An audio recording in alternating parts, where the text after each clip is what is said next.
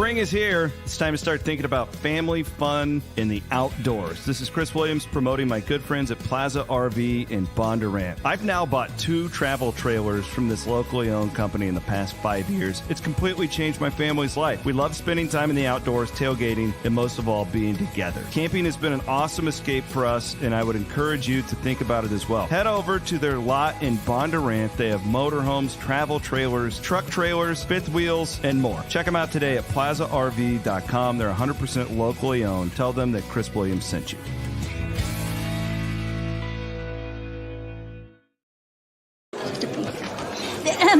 Frank, when you think Fareway, you think fresh. Is that the winning culture you've tried to create? Penelope Pineapple, what an unbelievable produce performance. How does your team stay so fresh? Sunkissed Orange. Is it true Fareway has offered the freshest produce in town since 1938? What can we say? Our produce is so fresh, we're speechless.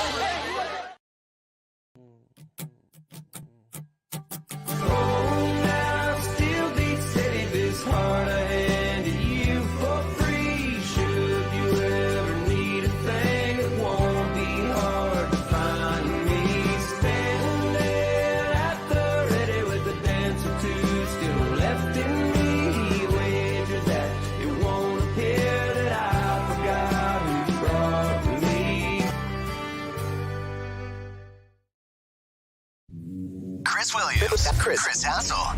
2 guys named Chris.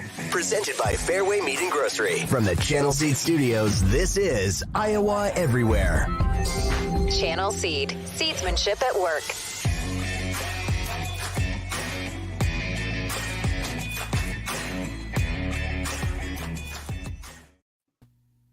Hello. Welcome to 2 Guys here on Iowa Everywhere. My name is Chris Williams. I am joined by the always spunky Chris Hassel down in the state of Florida. How are you today, my friend? I don't know. I feel like we're off the rails already. Why? You look blue, and your microphone sounds like shit. Why? What's wrong with it? I don't know. You're just ready to overmodulate again. Well, you know what happens. Ready to I'm overmodulate. I'm ready to talk about Kentucky. I'm very passionate. You know that. You give me a good business of college sports topic, and I'm all in, baby. Well, that's what the comments have been fired up about this morning as we waited to come on here. The Kentucky fiasco. Oh man, let's thank our friends at Fareway Meat Grocery for sponsoring 2 Guys here on Iowa Everywhere. It is going to be a beautiful weekend here in God's country. Daddy's going to smoke a ton of meat. I'm going to smoke so much meat this weekend. I'm going to have the meat sweats for 2 weeks. Ooh. That sounds fun. Come on over, baby. Get a flight. Bring Kristen. You seem extra chipper today. Is it because it's a Friday? No. I'm honestly, it's been like I've been doing like funeral stuff and just sad and like heavy and like it's. Do you know, like, when I'm sure you've had like bad weeks where it's just like a release to sit and talk sports with me or whatever? Sure. That's just kind of how I feel today. Okay. That and I'm really frustrated by my computer. Again, now is not the time. Someday we will do a bonus pop. I got robbed in Omaha. But like my computer is still. Do you know how you get your computer like exactly how you want it? Yeah. And everything's in the right spot. You have everything downloaded. Like my computer is still not right from that whole fiasco. And that's why I was 2 minutes late today because I couldn't freaking get the right stuff popped up. Anyways, I'm very excited to sit here and talk sports with you. Okay, well, that's good. I'm excited to talk to you as well. I got the Masters on in the background. You can actually watch it? Is it because I thought they like block you from watching the Masters in the morning. Those people. Well, they usually do, but because it was pushed back yesterday, not everybody finished. So there were still people finishing the first round. So I think that allowed them to go on with coverage earlier on today. Yep. Now, I'm sure they'll go off the air soon because Tiger Woods and his group just finished up. He finished 1 over for his first round. But You got it. You can watch the whole thing on Masters.com, Paramount Plus, the CBS Sports app. You got that stuff to watch, featured groups and all, Amen Corner and all that. So you can keep tabs. You just don't have the broadcast until probably this afternoon. Okay. Well, that's good. We can get that. It was fun watching it so late into the night last night. Tiger was one of those groups. Anyways, looking forward to today's show. We are in the Channel Seed Studios. I want to lead with Kentucky because I think that this is like the hot story. And if you're not talking OJ, you're talking Kentucky right now.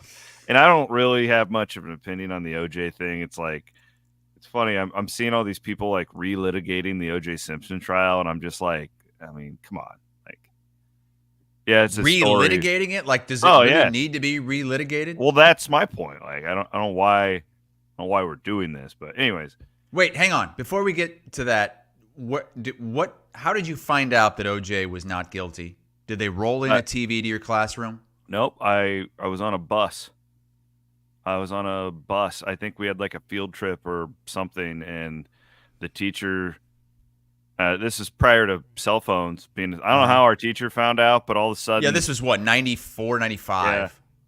Yeah. All of a sudden, kid sitting next to me, like it started going through the bus. OJ's not guilty, and I'll never forget it too. This kid, I'm not going to name his name, because I mean it's irrelevant.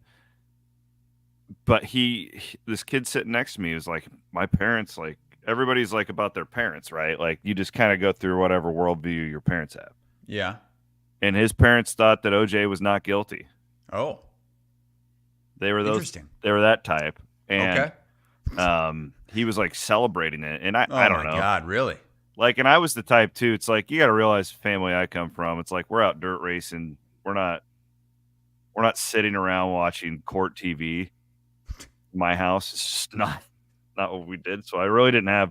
I was like, I just thought everybody knew that he killed those people, right? So I was on the bus next to a kid who was like celebrating it, like, and he was very passionately celebrating. Interesting. Yeah. What about you? I was in the lunchroom. We were having lunch in, I don't know, 4th or 5th grade, and the principal's secretary was the one in charge of the lunchroom, and everyone was asking her. Because we knew that the verdict was coming out. It was like, sometime around lunchtime. And she's like, it's coming. And she ran into the back. I think they had a TV like back where they were making food and all that, where the cooks are. And then she came running out and she said, not guilty. And everybody was like, what? Huh? Everyone was stunned. Boy, one of those just cultural events that some people say that their teachers wheeled in a TV to watch it. I feel like there's like a few events in your life where you remember exactly where you were and what you were. Like 9/11 was one. Not comparing OJ to 9/11, but like, but that's how big the OJ thing was. Like the TV ratings of that trial, like everybody paid attention to it, even if it was just crazy. There's some really good docs. I like the dramatized one. I watched that a few years ago. The one that was on like FX. Yeah, with David Schwimmer. Yeah. Oh yeah. They had that one, and then there was like the actual documentary, which I didn't watch it as well. Is that one good? Should I watch it? Or Zach says he's our age and he doesn't remember hearing anything about it. Where the hell did you go to school? Yeah, he was probably locked up in Clarinda Academy. They wouldn't allow him to. I've been back in Clarinda for the last 24 hours or so. It's nice. Place looks great. The town square. Trent said they sat around listening to the radio during lunchtime. The radio? That's old school. All right. He's from Council Tucky, Zach is. So that makes sense why Zach didn't hear anything. You guys didn't even have TVs. I want to talk about this Kentucky deal. Like, this is like the biggest story in sports to me right now. I can tell you that what is up with your microphone, man? What is going on? It's like Aiden, you got to tell me if my mic sucks, buddy. I thought it sounded fine. So Hassel is just like completely over exaggerating and shocking I don't think so. I mean, you sound like absolute shit. Speaking of absolute shit, you fixed your internet, right? No. Oh, whoa. So what the hell's going on? Well, You I seem knew very this was going to distraught. be. I knew this was going to be a huge ordeal. Even though my wife was counting the chickens before they hatched, I said, "You just wait. They're going to get here." She said, "No, it's going. They're putting in the fiber. They're putting in the FiberLax colon blow internet here. Nope, they're going to put in the fiber. They said it's going to take it." I don't know why you keep joking about the FiberLax colon blow is no joking matter. I can assure you of that. There's nothing funny about it. So they claim it's going to take an hour. So it's all put in. It's all in the telephone wires and all that. So they come over yesterday, and the guy comes in, and he's like, "All right, where's your telephone line?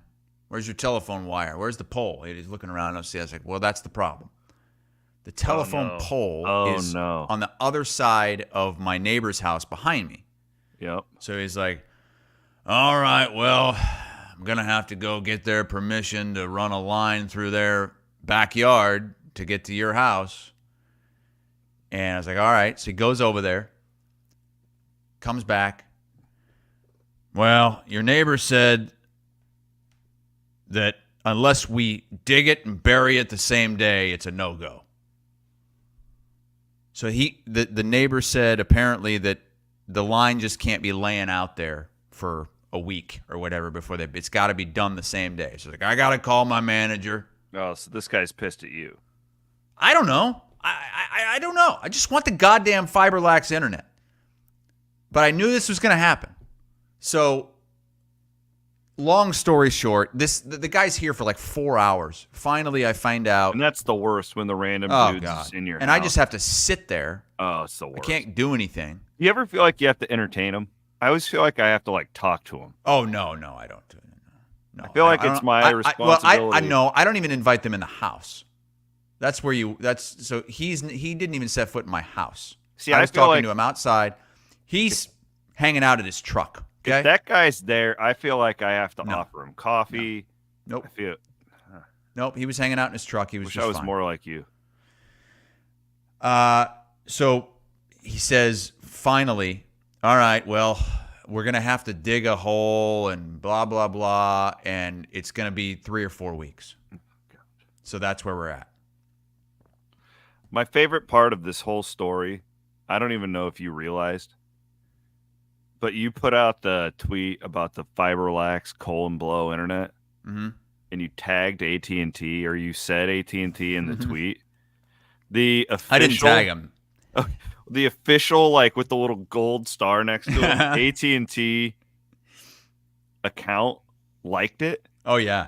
And I'm sure it was just some intern that's supposed to search AT&T every hour. So there are people who follow the AT&T account that are seen because of the Hassel's colon blow FiberLax internet tweet. I thought that was hilarious. That's when AI goes wrong right there. I got a problem right now. What's going on? My dog has a rag in his mouth. He's trying to eat it, and I'm trying to keep him from eating it while I'm doing the show with you. Can you get it from him? And no, his jaw's too strong. You can't pry his jaw open? Nope. So what do you do? I got to get him a treat. Okay, but I have to go upstairs to get him a treat. That's fine. Go do it. Aiden and I can take over the show. Ask Aiden to tell you about the Lil Wayne concert. What? Okay. Aiden, tell the story about where's Van Winks, by the way? Cali. Somewhere. Oh, he was flying out to California with his snot-nosed, sick kids. That's right. Correct. So the Lil Wayne concert was when? Last night. Yeah. So, show started at 7:30. He didn't come out until about 10:30-ish. So, there was all these you see, we got label in the comments. Shout out him for getting me there. It it was a lot of like underground artists beforehand that I didn't know, but there was like one band, Selfish Sons, I think. This Australian, like, I wouldn't say it was punk rock, but it was like pop punk a little bit. Ooh. They were pretty good. Wait, what's the name of it? I'm gonna have to look this up because pop punk is my jam. Selfish Sons was the name of them. Selfish Sons of Bitches? Correct.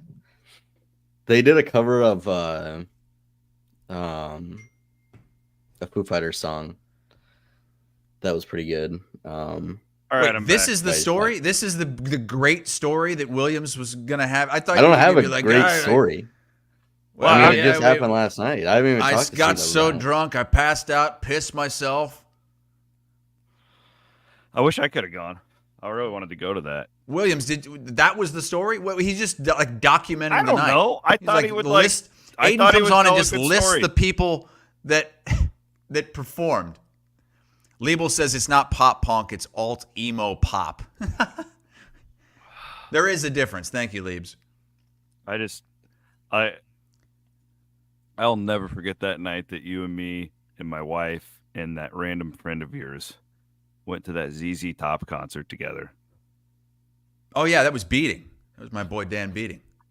Dan Beating was the TC mascot at Northern Iowa.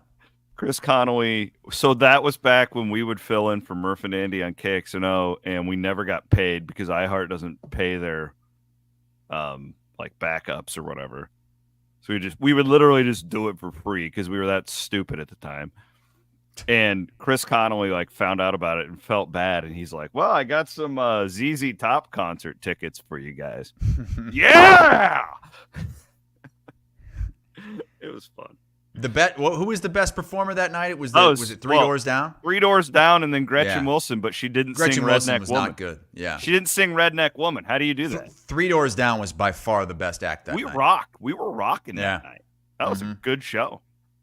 All right, let's talk Kentucky. This is like the 5th time you've tried to get into the Kentucky talk. So I needed to pick me up last night. I was like very like down and sad and like. So I went on the Kentucky message boards after they announced the hiring of Mark Pope, and it was a frickin' riot. I was dying. I poured myself a little Steeple Ridge bourbon and was just reading Kentucky message boards. That is a guilty pleasure, huh? You're jumping on message boards after something like that?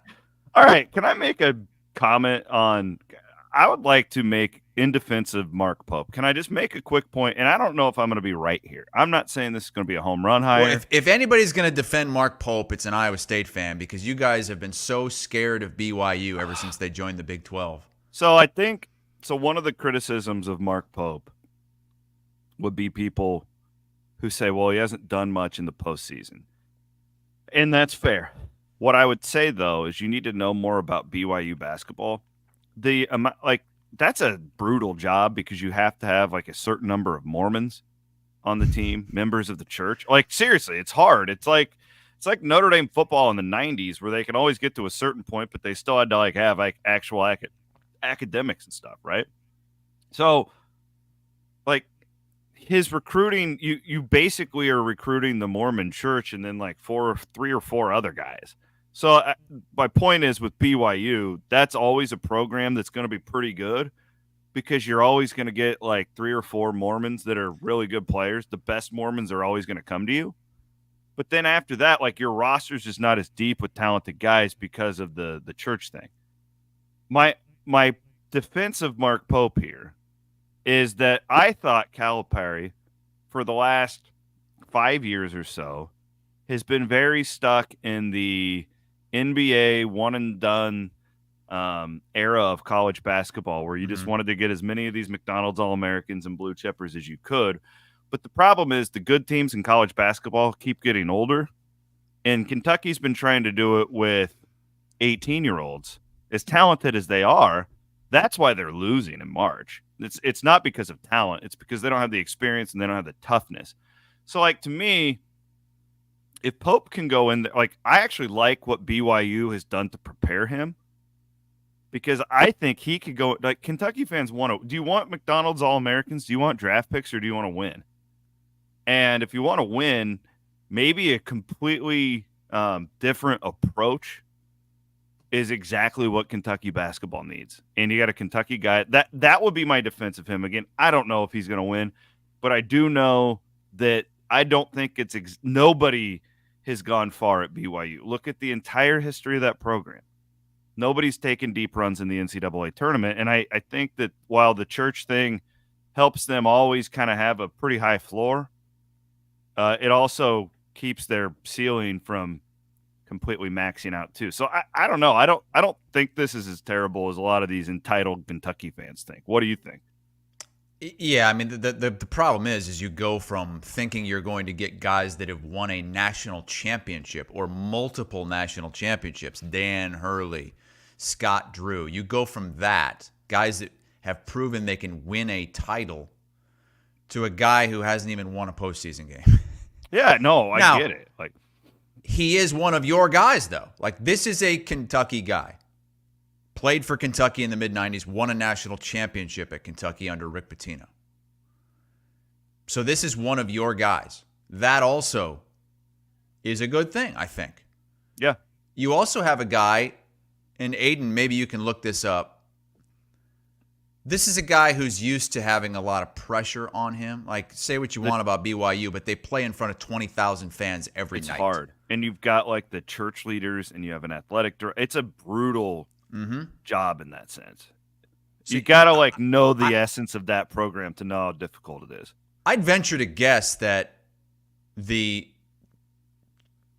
BYU is in the top 5 of attendance in college basketball. Kentucky's number 1. Kentucky has like 21,000 at every game. But this guy plays it's basically an NBA arena. They fill it up every night. You got all the other pressures. Like, as you said, he had we got to have this many Mormons. You got to have this many guys who've already taken their mission trips. You got this 25-year-old coming back. He was promised a spot 4 years ago when he left to go to Burma. Is Burma still a thing? That's Myanmar. where that's where Burma that's where or Peterman Myanmar? went and signed. Yeah, that's why I said it. Burma.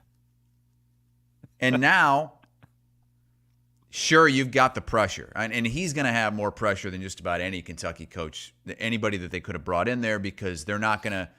The fans aren't going to wait long. Like, they're trying to cancel him on these message boards. They're giving out like the athletic director's phone number. They're calling. But look, what else are you going to do? Where else are you going to turn? Like, who else are you going to turn to? Well, the Scott Drew thing. So real quick, I have a couple takes on Scott Drew here. Thought a lot about this. This is what happens when you drive as much as I have. So I think Scott Drew did what Calipari couldn't do. So do you remember early in the Scott Drew era at Baylor, were very similar actually to Mark Pope, where Drew in the Baptist thing, like Drew's very religious. He's very open about his faith. And what he did was Drew basically, if you didn't come from like a religious family, or he would go to families where moms wanted their kids to be raised in a basketball environment of faith. And Baylor is a Baptist school. And he would just go to these Southern Baptist homes and win the moms over. Well, early on, like, do you remember he always had the most talented team in the Big 12, but they would always flame out in March. They never could win in March. And then they had a couple of years where Drew would get to Sweet 16s or Elite 8s by beating double-digit seeds, and that's kind of where the Drew mystique came.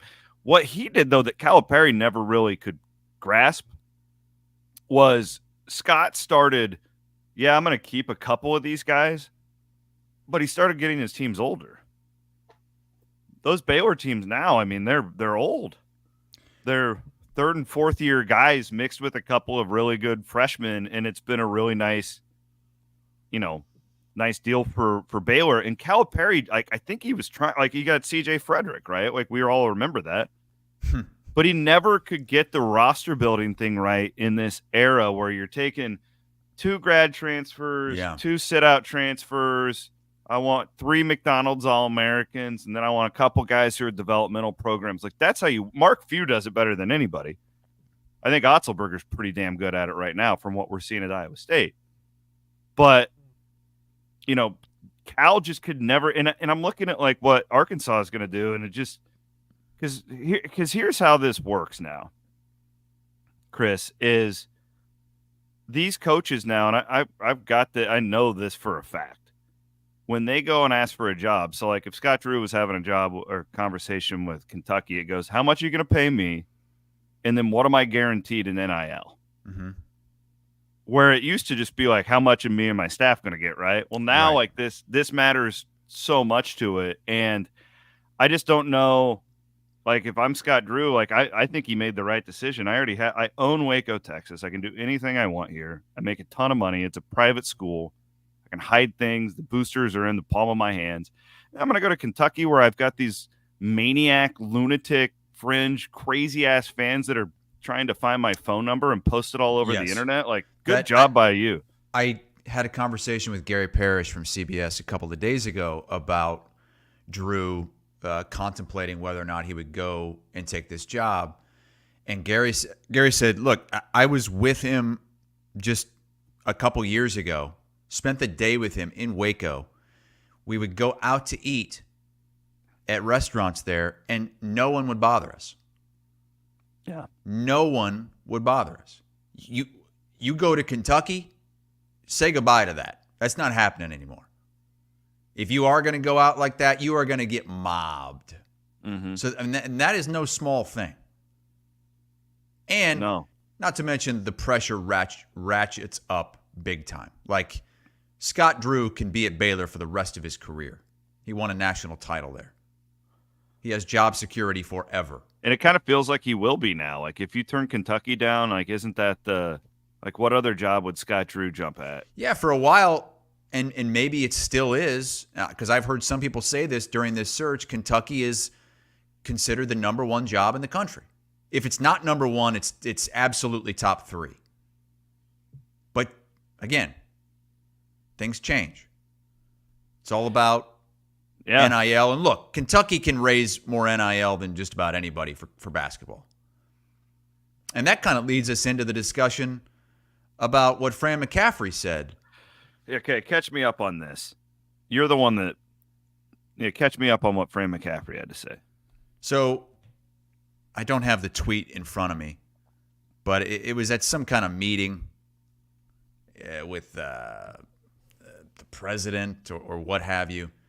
And Fran McCaffrey said, look, we couldn't keep Perkins.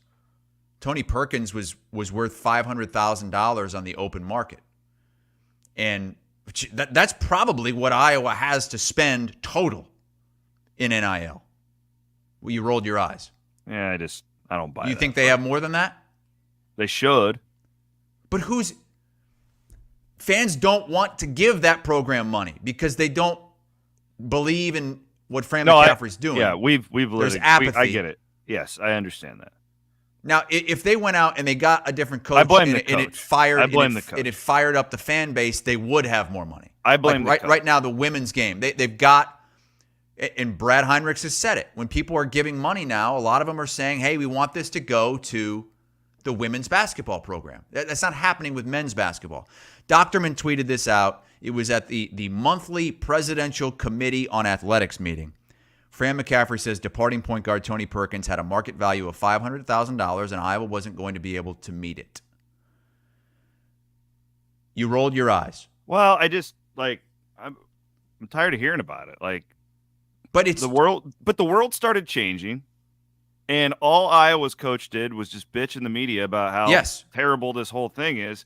And he made his own bed. Yes, he made his own bed. What I'm saying is, I don't think a lot of fans understand that Tony Perkins is actually worth that on the open market. Yeah, no, you're right about that. And Scott Doctorman pointed that out. He could probably get even more than that, depending on which school he chooses.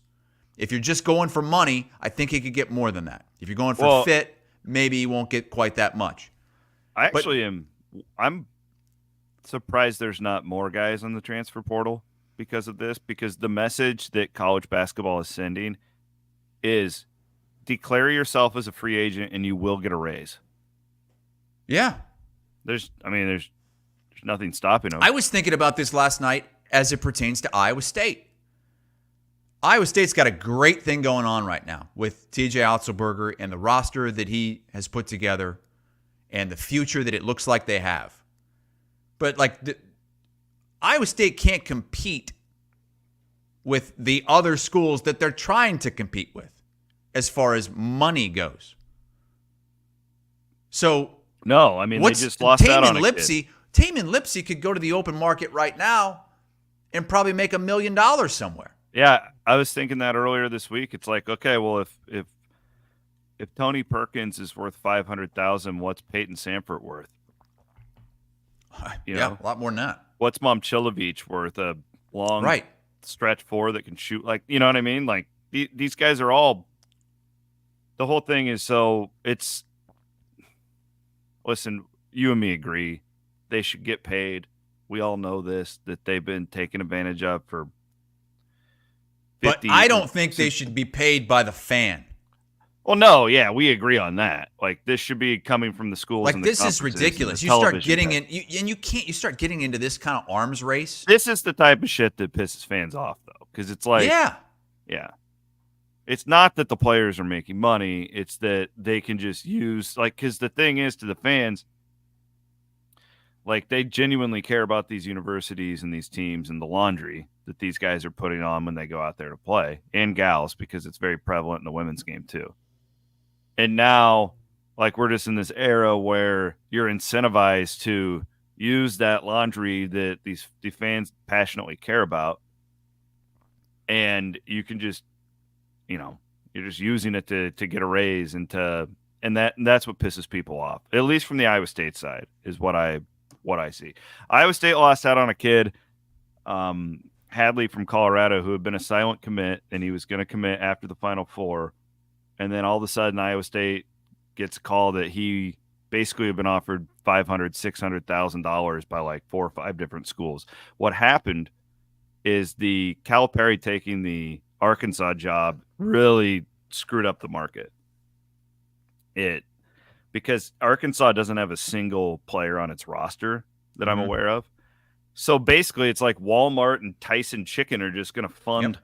They're just like, hey, here's $10 million. Go buy a best roster you can. Yep. And I don't think it's going to solve anything. I think it's going to be the same thing Calipari's had at Kentucky. If you do it once, then you're going to have to do it again and again. You just 1 year, you're going to pay $10 million, and then the next year it's going to reset itself. And you raise it up to that. You're going to have to keep raising and that's what's happening right now. That is why Tony Perkins is worth over $500,000 right now, is because over the last few years, everything keeps getting raised and raised and raised and raised. It's out of control. When is this going to stop? I thought it was going to slow. My guess is that we're at the bubble. We're at the absolute peak right now, because I think what happened was Jesus. I hope so. I really do. But it's going to take the fans and the big donors putting their foot down. And maybe sacrificing some guys, sacrificing some wins. Or else, because if someone is willing to pay it, then it's going to keep going up, right? You're worth what the market says you are. And if fans are still willing to pay that, then the price is going to keep going up. And I just think, too, in the overwhelming majority of these cases, that the fans absolutely matter, like the little guys. But I think the majority of these cases, it's like, okay, this guy just said he needs 750. Do we want him? Okay, let's call our 5 biggest boosters and see if we can compile it. And Andrew is right. This is not NIL. It's pay for play. And that's been the biggest issue with this whole thing. Many of us, most of us, I think 90+% of us are fine with the NIL. But it's not NIL. And to a lesser extent, it's not even pay for play. It's pay for coming here. Yeah. You might not even play. Look at Caden Proctor. Yeah. Brad Heinrich said he got 15% of whatever it was, and he never played, never practiced, didn't do anything. He just went to class for a few months. It's pay for coming here, pay for attending. Two guys here on Iowa Everywhere, presented by Fareway Meat and Grocery. We're in the Channel Seed Studios. Cheers to the freaking weekend. About damn time. Hey, Steeple Ridge Bourbon. I'm going to have me a few of them tonight. Ooh. Real quick, this is the last time you're going to see this beautiful head of hair for a while. When do you shave it? Tomorrow. It's gone. Aiden, will you throw out my link, buddy? Have you ever shaved your whole body? Spring break, senior year, my roommate, he's an old punter at Iowa State, Mike Brantner. We're getting ready night before. And he's like, Williams, you got to shave your chest. And I said, I'm not shaving my chest. My chest hair is a part of me. It's a vibe I got going here. Well, he convinced me to, and I'll never do it again. There's hair there for a reason. It's bad. I mean, especially if you start. I mean, you've seen the Seinfeld episode. Yeah, it starts growing back thicker and fuller. You start messing around down in the private spots, and oh, that's an old wives' tale, is it? But I've got friends that think it's insane that you don't shave your whole body. Male friends. That I just can't comprehend. Me either. I think that's ridiculous. And then you have your one friend that put the Oreos all over his pubic parts. Oh, yeah. Yeah, but he really wanted it. He really wanted to show that he was a man. Right. Yeah, back in the day, we wanted pubic hair. Now these guys are like, no, it's manly to shave it all off. Well, on that note, I want to be a slippery seal. But then you're not slippery 2 days later. It's like it's itchy. You got to keep doing it. Yeah, it's too much work for me.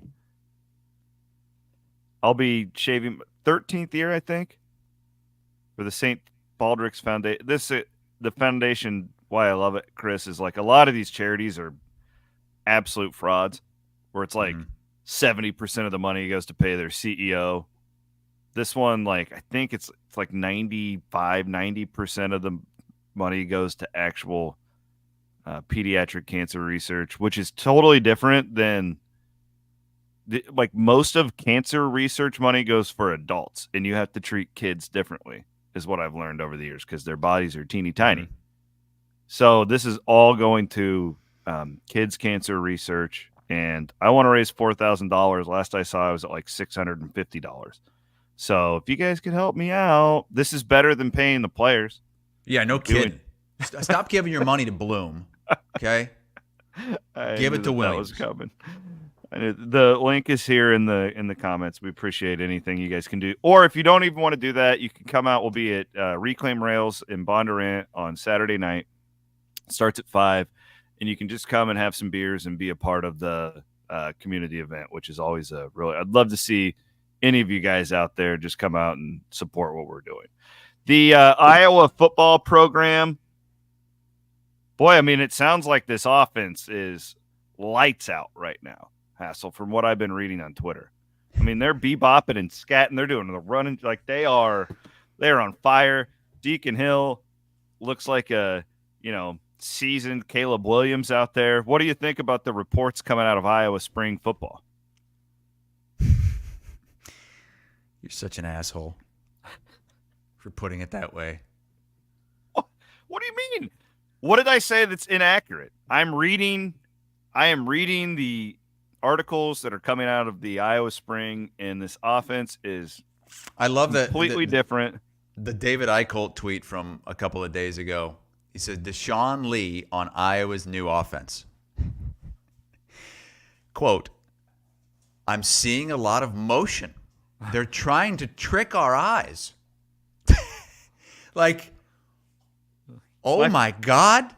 I've actually gained a lot of respect for Iowa fans in the last 24 hours, because if you go and view like the quote retweets on these, they're hilarious.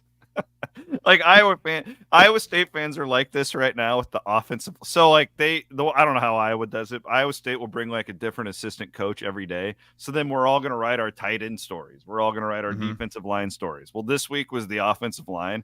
In everything that the offensive line coach said positive, Iowa State fans are like, oh yeah, bullshit. We hear this every year. And that's like, we're all just kind of in the same like circle right now. It's great.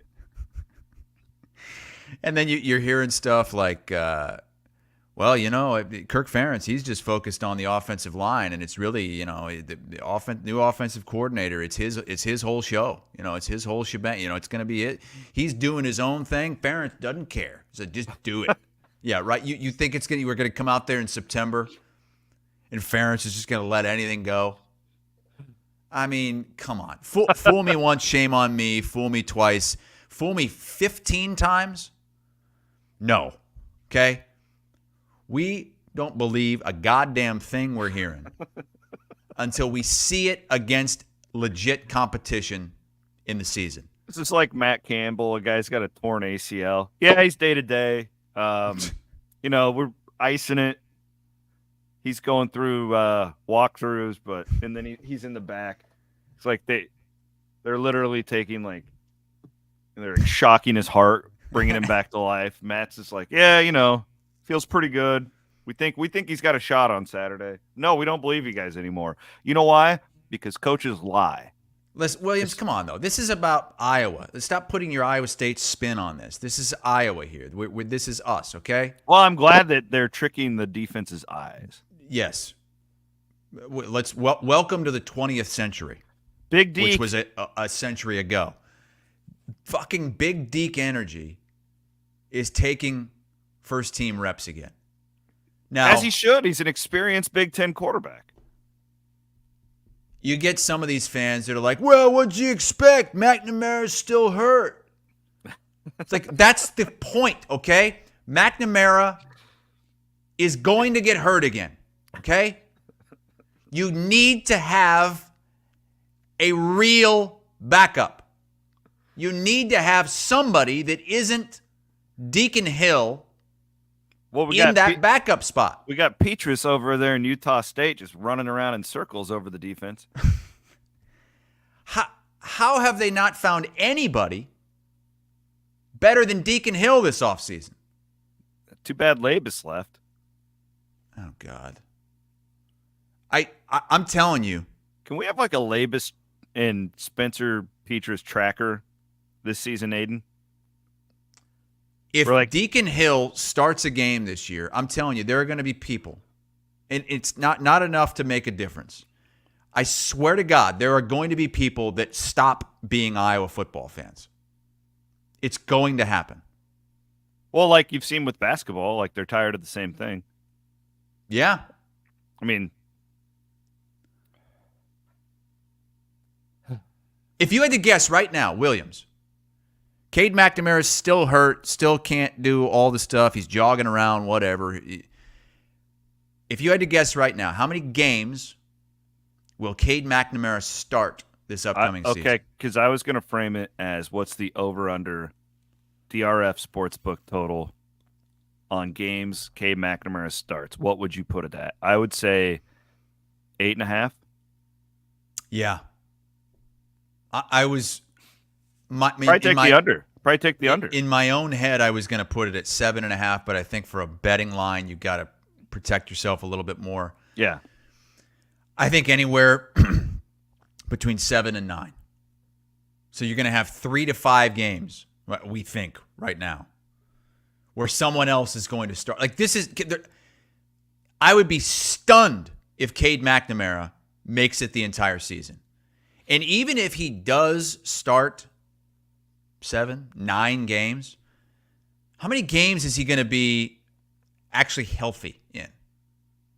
Remember last year? Yeah, that was the whole thing because you didn't know. Thing in the first open fall practice and was never healthy. Oh my God, I'll never forget that. All the media just like, oh no, they freaked out right at once. I was at the Knoxville Raceway when that happened. It was like the OJ trial. So here's Ben in the comments. If Deacon Hill steps on the playing field at all, I'm done watching Iowa football. Oh, you don't mean that. You guys are so full of shit. You would still watch. All of you would still watch. Well, You're I think full you of would shit. hate watch. I think you'd hate watch. Okay, that's fair. You would still watch. How many games? Jason says Deacon Hill is the best quarterback on the roster. Thinks he's better than McNamara. Remember last year when you said Cade McNamara was this elusive runner? Stop it. Stop it. I never said that. I told you I was squirrely. If Deacon Hill is the best quarterback on Iowa's roster, that is a major goddamn problem. And the whole staff should be fired. Adam is a Cyclone fan. I've known Adam a long time. He says, watch Deacon start the Cyhawk game and the Cyclones still can't beat Iowa. Oh. Iowa State will go out there in the fucking I formation and try and just run it up the middle against Iowa. You keep bringing this back to Iowa State. Knock it off. This is about Iowa, goddammit. All right, fine. Let's shit all over Iowa. I'm down. No, I'm not. This is what I live for. How many games do you think Deacon Hill will start? Well, I just said I would take the under on. So you really think that he's going to be the backup? He'll start 4 to 5 games. Yes, absolutely he will be. Oh, my God. Parents trust him. Oh, my God. You know, because that guy who was the volunteer Jesus Christ coach from Wisconsin, he brought him in. Booty judge? The judge of booty? And that's Ferentz's guy. So, yeah, I think Hill starts 4 games for Iowa, and I think McNamara will start 7 or 8. How can Ferentz trust the guy? How? Well, Kirk Ferentz, all he ever says about a quarterback, you got to protect the ball. The quarterback must protect the ball. The quarterback can't be turning the ball over. You're the one. That's all the guy does is turn the ball over. You're the one that made this, shit on Iowa segment, so I'm all in. I'm not. No. So Proctor is gone. Remember that whole conversation? We're like, oh, well, the offensive line's fixed. We got Proctor back.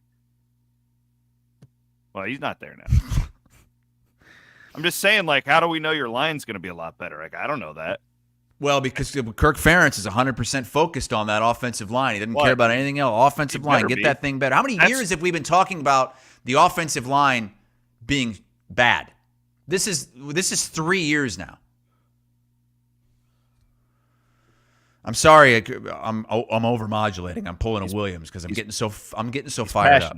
He's passionate. Can we get DRF? Matt wants DRF to get an over-under on Deacon Hill starts. I think DRF needs to do over-under Cade McNamara starts, over-under Deacon Hill starts. I think that's illegal because you can't do player props in Iowa.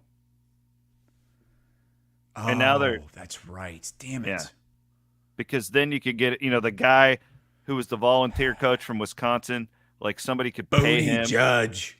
And he could get into Ferentz's head and be like, "Hey, we need one more start for Big Deke Energy to hit the over."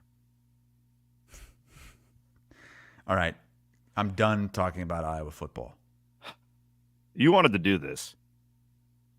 I didn't want to. I just feel like we have to. I want to talk about the Eclipse. So, my daughter. This is so. You don't know Cameron well enough. You will at some point, but my oldest is the biggest rule follower on the planet, okay? Aiden knows her. She is the single best kid. She gets straight A's. She never gets in trouble. She's polite. This is your older daughter, right? Yes. What The grade is younger she in? one's just like me. The older one is a 3rd grader. So they got out of school the other day, and apparently my wife, who also is like this, burned it into my daughter's brain. Do not look up at the sun during the eclipse. You will go blind. So I picked Cameron up, and it's peak eclipse, okay? It's 2:00. Wait, she got out of school why'd she get out of school so early? They get out an hour early on Mondays for in-service. Because some schools you'll just you'll have a day off every couple months. Well, Bondurant just does 1 hour early on Mondays. Whatever. I pick her up because we're heading to the library where we're going to go and meet my wife and my youngest because they're having an Eclipse event. And my daughter is walking to my truck like this, with her hands over her eyes. And I go, Cameron, what the hell are you doing when she gets in the truck? She goes, I don't want to go blind, Dad. They had convinced her that if she looked at the sun, she would be blind for the rest of her life. Anyways, so then I roll up to the library and they're handing out glasses and they're, it's a party. Like you got guys out there sitting in lawn chairs, drinking Miller Lights. The party. And my wife looks frazzled. Like it looks like she, had just been in a fight. What happened? What's wrong? Van Winks was just here. Van Winks got in a fight with the librarian. What? About Eclipse glasses. So the library had like X amount of Eclipse glasses for the kids, right? Yeah. So Van Winkle shows up not wanting to participate in the event. He just wanted to steal some Eclipse glasses. And the librarian didn't want to give it to Van Winkle because they're for the children, right? Yeah. Well, Van Winkle basically, it reminded me of the Seinfeld with the marble rye where Jerry wrestles it away from that old lady. That's what Van Winkle did. He stole some Eclipse glasses and got the hell out of there. You're kidding and my me. wife was a witness to the whole thing. This guy, he seems all goody two-shoes nice on the podcast. You get him out into the public, and it's a different animal. Until there's a cosmic event going on, and then Matt just turns into this absolute basket case. The librarian was all messed up. She was crying. Like it was a bad situation. So I have my oldest is thinking she's going blind. She's, Dad, I just accidentally peeked at the sun. I got my wife who is just madly disappointed in Van Winkle. Van Winkle used to be my intern 15 years ago, right? We basically raised him. And then my youngest is just completely distraught because she's witnessed all of this. The librarian's yelling at Mom. You got these guys drinking in their lawn chairs in the corner. I don't ever want to see an Eclipse again. I'm over it. Well, they claim that we're not going to see another one for 20 years like that.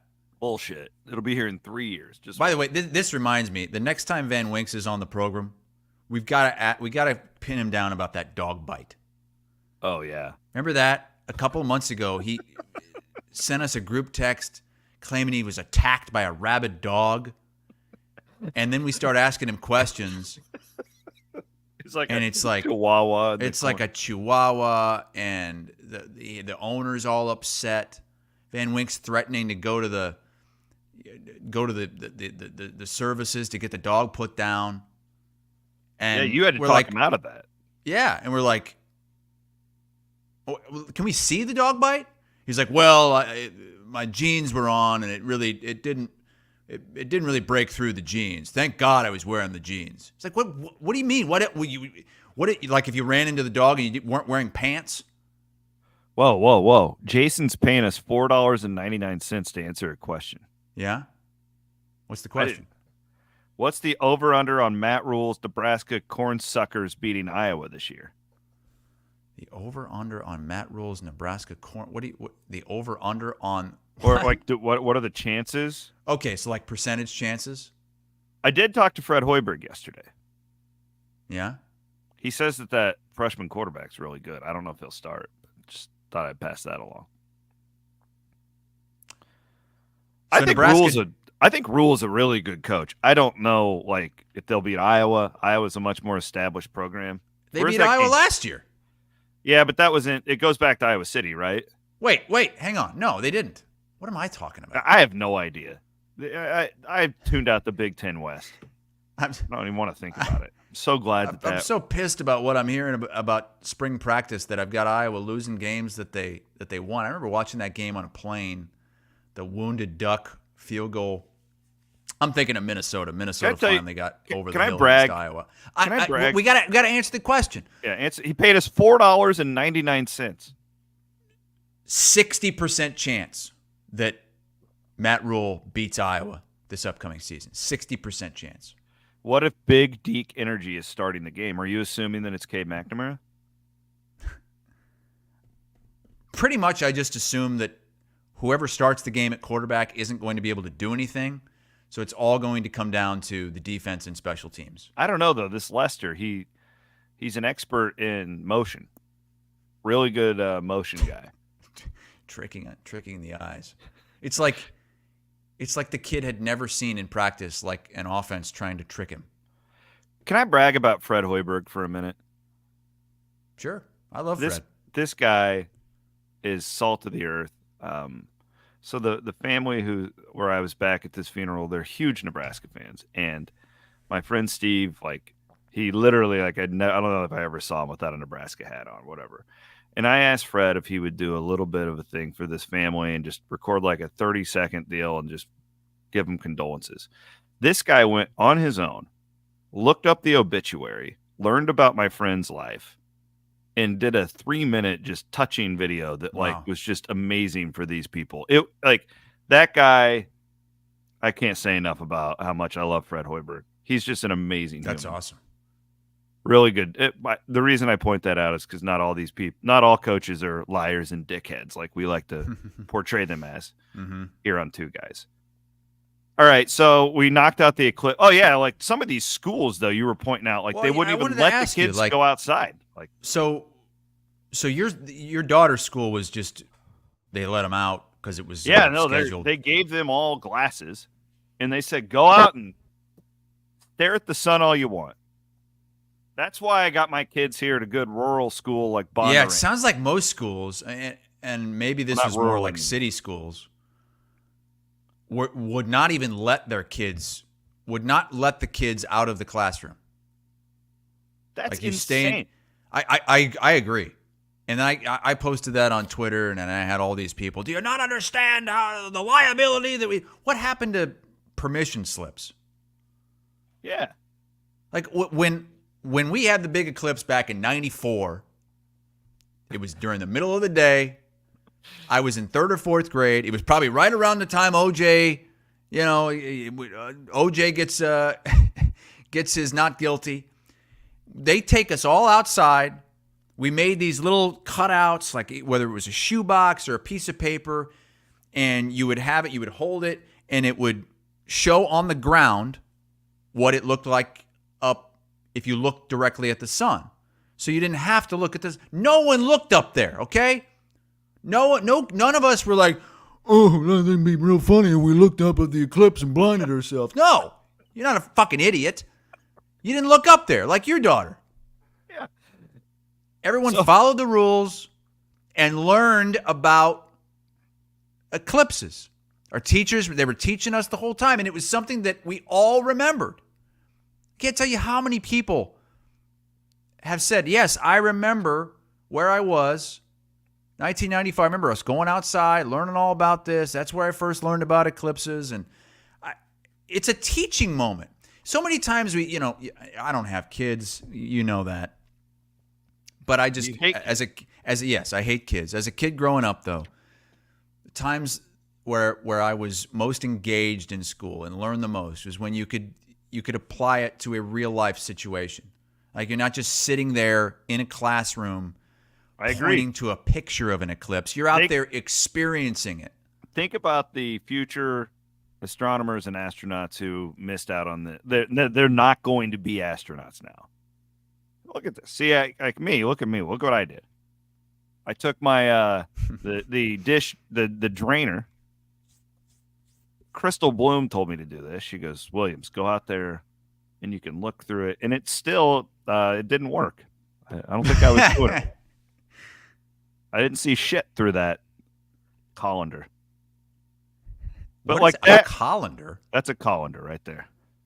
I've never even heard of a colander. It's like you put like the pasta in it, and then the water seeps through the bottom. Okay. A strainer. I agree. Where these and you know where I'm from, Chris. Where I come from. You go out there and you look at it. Look at the sun for 3 seconds because you're not going to go blind from that. You're making your eyes stronger. It's like lifting weights for your eyes. Well, I didn't see the eclipse at all because I was in Phoenix and I was inside the convention center at the time. And Phoenix was a long way away from the, I don't know how good it would have looked anyway. But I had the craziest travel day of my life on Monday. Oh my God, yes. So you basically didn't sleep, right? So I've got the pictures here with the timestamps just to prove guy to you. driving, I was wondering. So this is the Uber driver, Delray Beach. Why didn't you just drive to the airport? 5:30 a.m. Well, I had to fly. My flights on Sunday night got canceled, so I had to fly on Monday morning. I had to get in an Uber 5:30 a.m. on the East Coast. I had to Uber down to Miami, which is about an hour, because I was flying back into West Palm. So this is me in the American Airlines coach middle seat. Oh my God! 7:21 a.m. in Miami. I had to fully deck out in my suit because I wasn't gonna have time to change because I had the show. So I'm in a middle seat. Both guys on each side of me had already taken the armrest. So I have no room on the armrest. The middle seat's just an awful situation. And you know what? I had to pay. I paid an extra $120 to get into the exit row because I was going to be way in the back of the plane, middle seat. I spent $120 to get into the exit row, so at least I had some leg room. But these guys are hogging the damn armrest the whole way. Terrible. So it's a direct flight, Miami to Phoenix. I get to Phoenix. My show started at noon Pacific time. So I landed in Phoenix about 10 a.m. Pacific. Show is at noon. This is me at 1:07 Pacific time. You look good there. In the middle of my show. Yeah, I don't look bad there. Yeah. We had a makeup artist on site. She made me look pretty good. It was a good show. All of our HQ people, they're like, "Hey, when did you get in?" I just got in. Oh, okay. What are you going to the game? No, I'm leaving. Who's the guy down on the ground? That's Matt Norlander. Oh, okay. You got Tim Doyle there. You got Avery Johnson. Amanda Guerra's in there, and our HQ crew. Amanda's kind of like the mom of the group. Like, she's always doing things around the office. Like, I saw her. She was wearing like Masters gear yesterday. She's always doing weird things. She likes to like celebrate things. Yeah. That's the vibe I get from her. Yeah. Mm-hmm. Yeah, that's her. Shout out to her. So I needed to hightail it though right back to the airport. Right after the 90-minute show ends. This is 1:39 on Monday. 1:39 Pacific time. Why didn't you just stay the night? I'm back in the Uber. It was all laid out there. It was all set up. I was going home. So I got right back in the Uber. The guy takes me back to the airport. And there I am. Comfort on Plus. The airplane. But I didn't have, Comfort Plus. I didn't get first class. That was a big blow. Big blow to the trip. And I'm starting to deteriorate here. Like, look at my face. Yeah, you look pretty miserable. And it's not a direct. I had to fly through Atlanta on the way home. So here I am, 10:12 Eastern time in Atlanta. Over there in Concourse B. It's still the first half of the damn national championship game. I'm malfunctioning. I'm so hot. I've got to take off my sport coat. I've got to take off my collared shirt button up. I have stripped down to my white undershirt, which I never do when I travel. Like I'm always cold. I'm malfunctioning. Look at my face. Did you even bring a bag on this trip? No, I just brought my backpack. Wow. Backpack. That's the first time I've ever traveled where I didn't have a suitcase. So back on the plane, and the plane sits on the runway for an hour. I finally get back to West Palm Beach, get in the Uber, 1:21 a.m. Eastern time. So I flew to Phoenix, did a show, and flew back all in the same day. I was up for 21 hours in a row. Didn't sleep at all on the flight? You know me. I don't do well on that kind of lack of sleep. No, I can't sleep on. I can't really sleep on planes. It's not. I have to be able to lay down to sleep. So, like, since then, have you just been sleeping nonstop? Oh, the next day. So I had the next day off because of all the travel. I was just a mess. Couldn't do anything. I just laid around all day. I took a nap, and then I went to bed at 8 p.m. Yep. Slept for 13 hours. God, So my body wouldn't even know how to react to that. Like I'm finally back. If I get 7 hours of sleep, it's like a massive win for me, like a huge win. Like I'll take that. Sign me up the rest of my life. Jason said, how do you look 13 and 70 at the same time? Oh, man. All right, DRF. I never want to have to do that kind of travel day again, though. And it was all set up. Listen, it was all set up because my flights on Sunday got screwed up, got delayed. I was going to miss my connection. I missed the entire second half of the national championship game for the Iowa women because I was on the phone with travel agents trying to figure this goddamn thing out. Travel agents? Yeah. Why don't you just book your own tickets? Because when you're dealing with these companies and stuff, they don't want you to book your own ticket. You got to deal with the travel agents. Yeah, I get it. Because they don't want. Yeah, I get it. Masters all weekend. DRF Sportsbook. The live odds are great. I've been checking them out. Round by round betting. What was your big play this week? Did you do the low-hanging Scheffler fruit? I took a 3-guy parlay plus 160 to all place in the top 20, and I was doing really good as of yesterday. It was Scheffler, Rory, and I forgot who my third one was. Aiden can pull it up here for me. But I really liked it. It was a special prop they had there, which also tells me that they're trying to trap me, which I'm fully aware of. But I thought, the only thing I was worried about with Scheffler is that his wife would go into labor. That's why I stayed away from him.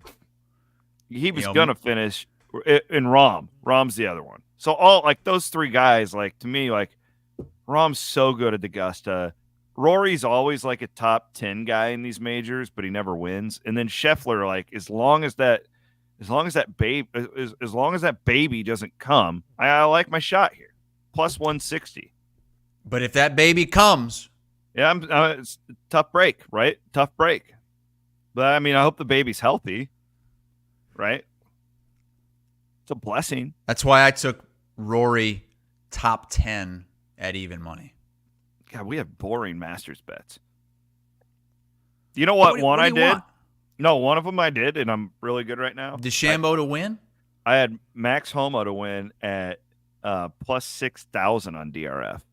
And he's in the top 5 right now. Yeah, had a great first round. Daddy's sitting back on that ticket. Scores are going to go high today, though. Wind is going to be a major factor today. It's not going to be as easy as it was yesterday. Things are going to get weird and woolly. At Augusta. Didn't I see Amanda was making pimento cheese sandwiches for everybody at your office? Yeah, yesterday. Yeah. Those are so good. Do you like them? You like pimento cheese? That surprises me. Love them. It's South Carolina, man. Mama make them. One of the best sandwiches I've ever had was in Charleston, South Carolina. Yeah. They had a fried green tomato BLT with pimento cheese. Ooh. At this lunch spot. Oh, my God. It moved. Oh. What you do is you get a nice slice of bread, okay? Don't go and get the Wonder Bread. I'm talking a nice slice of multi-grain. Well, that's what bread. Amanda got. She got the Wonder Bread yesterday. And you toast it. And you don't put it in a toaster. You get a skillet, you put the butter on each side, and you toast the bread with the pimento cheese on top. That, my friends, will change your life. Ooh. That sounds We don't eat the way they do in the South up here. Those southern dishes are so good. And people in the Midwest don't want to hear this, but I have gone to so many places and spent so much time in the deep South. I'm not talking Florida. I'm talking Louisiana, South Carolina, Alabama, Georgia, Mississippi, Georgia, South Carolina. It's South Carolina. That's how they say it. They don't say the Caro. I think that is Carolina. The best food in the country. Totally agree. Deep South Southern food is the best. I like the Cajun stuff down there. Yeah. Crawfish. Oh man, you can get some. You get some nice. What's the soup that has the spicy sausage? What is it, like andouille sausage? The gumbo. Yeah, give me some of that gumbo. So good. When I was out in Boston, I had a Chinese dish. It was like crab and fried rice. And it was fantastic. Because, they got it was delicious. Well, because, when you go to Boston, you want the Chinese food. Well, but everything has got a seafood twist to it if you want. Oh, yeah. Yeah, sure. Yeah, it was really, but I had been there for like 4 days, so it was like, okay, well, something different here. Anyway. You got any good Chinese food? This is where Paul Revere and George Washington would come to eat their Oriental food back in the day. Like, oh, brother. Biggest ripoff ever, by the way. Don't ever go to Paul Revere's house. Oh, I went. Did you go? Yeah. It's like 2 rooms. Yeah, it is. And I can't remember, do they charge you to go in there too?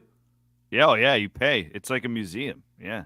And then it's $6. You can basically see it all from outside. It's $6, but they won't take a charge on a credit card for anything under 10. So they just rope you into giving them $10 because nobody has cash anymore. Christ. And then you're walking through, and there's somebody in each little crevice. There's like a new person. They're like, "Hi, that's where Paul Revere slept." It's like, "Oh, that's the real bed." Well, no, it's been refurbished, but this is the room that he slept in. So crazy story that pilot I've told you about that I keep bumping into, the Delta pilot. Oh, the Delta who pilot, yeah. The show, yeah, great guy. That's where I bumped into him at. You bumped into him at the Paul Revere house? It was in Paul Revere's bathroom. I bumped into him, and I said, "Look," I go, "that's where Paul Revere used to take his shit right there." You see this? You see that blade? That's the razor Paul Revere used to shave his ball sack. He was the first American to shave his balls. You can still see some pubes on the blade. 75-year-old woman's telling you this. Oh, I mean, yeah, it's like a nice historical point, but it's like you literally are through it in 5 minutes. It was the smallest house I've ever seen. Yeah, rip off. Is this the longest show you've ever done? I don't know. We're at 1 hour and 12 minutes. This is fun. We got to see if we can get a exclusive with Deacon Hill this summer. You think I can pull that off? Well, you've already tried with Fran McCaffrey. I don't think Fran McCaffrey wants to join the show. Yeah. All right, get out of here. You need some Big Deke swim trunks. I want some Big Deke swim trunks. I would wear those with pride. Aiden Wyatt filling in for Matty Van Wink. Yeah, Aiden, great story about the concert you went to last night. Really glad that you had a fun time. Good stuff. 10 out of 10 would go again. He's Chris Hassel. I'm Chris Williams. We'll be back on Monday.